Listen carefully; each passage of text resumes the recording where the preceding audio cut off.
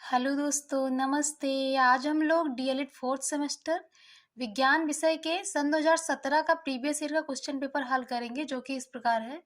Elisa परीक्षण है। Elisa परीक्षण किसने किया था? एड्स में।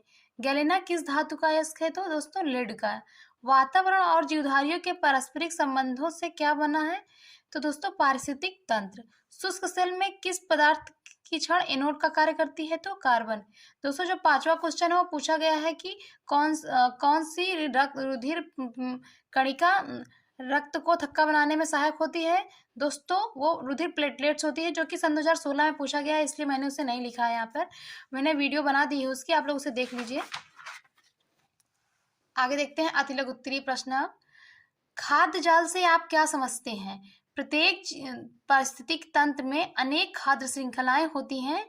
ये कई स्थानों पर एक दूसरे से जुड़ी रहती हैं। खाद्य श्रृंखलाओं के कई स्थानों पर जुड़े होने के कारण पोषण संबंध एक रेखा में ना होकर जाल की तरह उलझ जाते हैं। इसे खाद्य जाल कहते हैं। अब सातवां क्वेश्चन देखेंगे दोस्तों। विद्युत के सुचालक, दो सुचालक और दो कुचालक पदार्थों के नाम लिखो। पहले दोस्तों हम लोग जानेंगे सुचालक पदार्थ कौन कौन से होते हैं।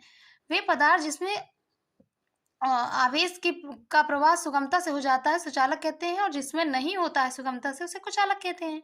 अब दोस्तों यहाँ सुचालक पदार्थों के नाम चांदी, सोना, लोहा, तांबा आदि। कुचालक देखेंगे दोस्तों, कागज, ऊन, लकड़ी, वायु, पोर्सिलीन आदि। अब हम लोग आठवां क्वेश्चन देखेंगे दोस्तों। धातु गैल्वेनीकरण प्रक्रिया क्या है?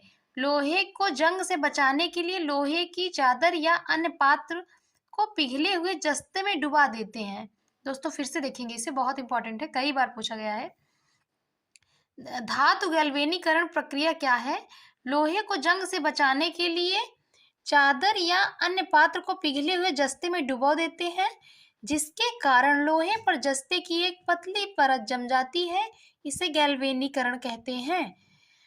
अब नौवां क्वेश्चन है दोस्तों। सर्वदाता तथा सर्वग्राही रक्त वर्ग का नाम लिखो। सर्वदाता ओ, सर्वग्राही ए भी। बहुत इजी है ये। विद्युत ऋणात्मकता को परिभाषित कीजिए।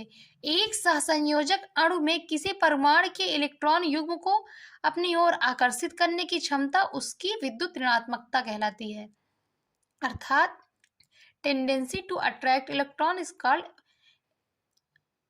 इलेक्ट्रोनेगेटिविटी। ठीक है, आगे बढ़ते हैं दोस्तों। हेपेटाइटिस बी शरीर के किस अंग को प्रभावित करती है? तो दोस्तों हेपेटाइटिस बी यकृत को प्रभावित करती है। अब हम लोग दूसरा देखेंगे। तत्वों की 12वां क्वेश्चन। तत्वों की आवर्त सारणी के गुण व दोष क्या है? पहले गुण देखेंगे। तत्वों के अध्ययन में सहायक है, नए तत्वों की खोज में सहायक है। दोस्तों आवर्त सारणी में पहले से कुछ खाली जगह छोड़ दी गई थी, बाद में नए तत्व की खोज हुई तो उसमें वो तत्व रखे गए। ठीक है। परमाणु भार ज्ञात करने में सहायक है। अब दोष देखेंगे। हाइड्रोजन का स्थान निश्चित नहीं है। नंबर 2, भारी तत्वों को हल्के तत्वों से पहले रखा गया है। 3, भिन्न भिन्न गुणों वाले तत्वों को एक साथ रखा गया है। चौथा, समान गुणों वाले तत्वों को अलग अलग रखा गया है। और दोस्तों समस्थानिकों का कोई स्थान नहीं है। दुर्लभ मिश्र तत्वों का कोई स्थान नहीं है। अब हम लोग 13वां क्वेश्चन देखेंगे। ओम के नियम को परिभाषित कीजिए तथा प्रतिरोध व विद्युत धारा में संबंध लिखिए। ओम का नियम, यदि किसी चालक की भौतिक अवस्थाएं जैसे ताप, दाब, लंबाई में परिवर्तन ना हो तो चालक के सिरों के बीच विभवांतर तथा उसमें प्रवाहित होने वाली धारा के समानुपाती होता है। विद्युत धारा प्रतिरोध के व्युत्क्रम होता है। यही संबंध है दोस्तों प्रतिरोध और विद्युत धारा में। विद्युत धारा प्रतिरोध के व्युत्क्रम होता है। R बराबर V/I। अगर प्रतिरोध बढ़ेगा तो विद्युत धारा घटेगी, अगर विद्युत धारा बढ़ेगी तो प्रतिरोध घटेगा। यही संबंध है दोस्तों। अब हम लोग क्वेश्चन नंबर 14 देखते हैं। धारावाही परिनालिका से क्या अभिप्राय है? किसी कुचालक बेलनाकार पाइप पर तांबे के विद्युत रोधी तारों को लपेटकर एक कुंडली बनाई जाती है, जिसे परिनालिका कहते हैं। यदि इस कुंडली में किसी बैटरी द्वारा धारा प्रवाहित कर दी जाए तो कुंडली एक चुंबक की तरह व्यवहार करती है। दोस्तों यहाँ पे चित्र पूछा गया था, मैंने चित्र भी बना दिया है। आगे बढ़ते हैं।